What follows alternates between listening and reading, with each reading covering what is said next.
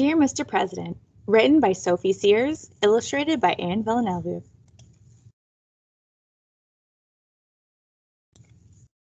Dear Mr. President, I'm writing you a letter from my bedroom. Sadly, the room does not only belong to me. I have to share it with my big brother, who exactly fits your description of an undesirable person. I watched you on the TV news tonight, and you said you were building a wall. It made me think that perhaps I need one too. Yours faithfully, Sam. Dear Mr. President, the problem is that my brother has a phone, and he plays on it at night, even though he isn't allowed. It keeps me awake. I suggested to Mom and Dad that they let me build a wall across the room. They said no. Very sincerely, Sam. Dear Mr. President, at dinner tonight we had a discussion about the wall proposals, both yours and mine. I don't know about you, but I'm getting a lot of negative feedback. My brother said that they're both dumb ideas. Mom said that if you were like other men she knew, you would talk about a wall a lot, but never build one. Dad didn't say anything. Respectfully, Sam. Dear Mr. President, everybody was talking about your wall at school today. There didn't seem to be many kids who thought it was a good idea. They obviously don't know what it's like to share a room. Our teacher, Mr. Green, has given us a project on great walls of the world. He said that some of them didn't quite work to plan. I told him that mine definitely would. Yours truly, Sam. Dear Mr. President, Dad took my brother and me fishing today. He wanted to talk about the wall. He said we needed to talk things over and see if we could negotiate a way to make things work in our room. I told him that actions speak louder than words. I thought that's the sort of thing you'd say in my situation. Best regards, Sam. Dear Mr. President, I've discovered I'm great at building walls. I've built 2 in the garden and one went right across the pond, which made a dam as well. I made them out of sand and stones, and Dad said my best one looked like the Great Wall of China. He told me that the wall in China was the biggest wall ever made and was built to hold back marauding invaders. It's exactly what I need. Your friend, Sam.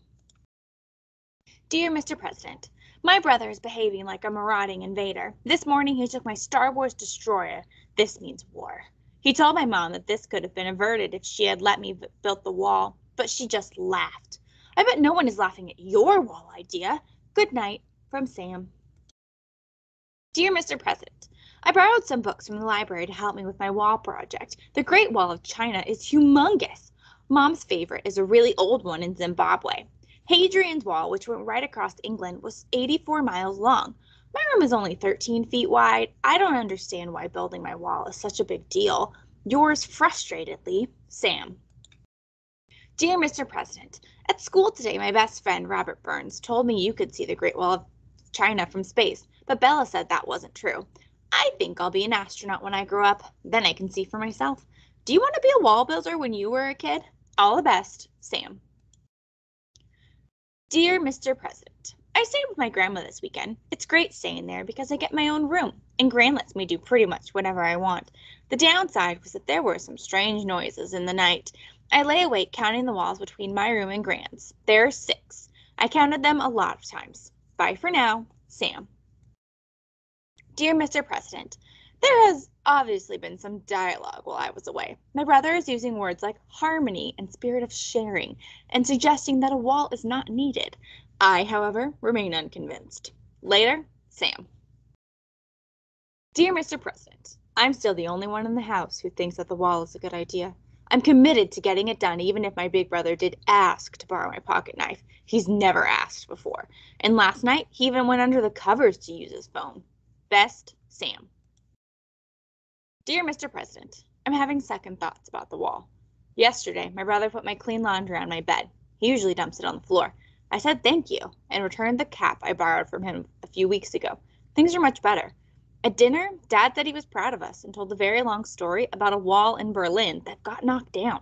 He said that communication and negotiation are always preferable to separation. I kind of see what he means. See ya, Sam. Dear Mr. President, I'm really sorry, but I'm dropping the whole wall idea. To cut a long story short, a big brother in your room is pretty cool when you've just had the worst nightmare ever. I'm glad I didn't get around to building it. I feel a bit silly changing my mind, but my brother says it's cool, and Mom said she admires a man who admits when he's wrong. Dad didn't say anything.